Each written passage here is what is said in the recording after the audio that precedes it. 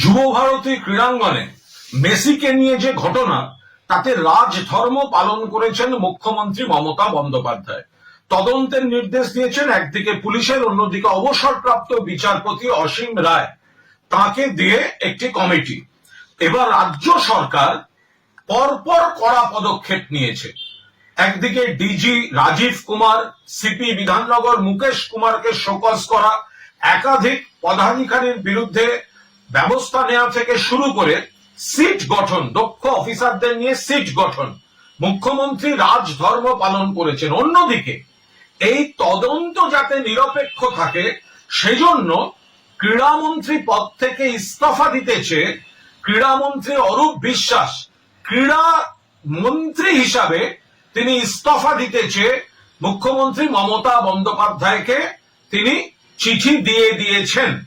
এ ব্যাপারে সিদ্ধান্ত বিবেচনা করছেন মুখ্যমন্ত্রী, কিন্তু অরূপ বিশ্বাস তিনি চিঠি দিয়ে দিয়েছেন। আমাদের বক্তব্য, এটা মমতা বন্দ্যোপাধ্যায় মুখ্যমন্ত্রী বলে এবং তৃণমূল কংগ্রেসের সরকার বলেই এই রাজধর্ম পালন চলছে। 1980 সালের 16ই অগস্ট ইডেনে মোহনবাগান ইস্টবেঙ্গল ম্যাচে কুরুক্ষেত্র 16 জনের মৃত্যু।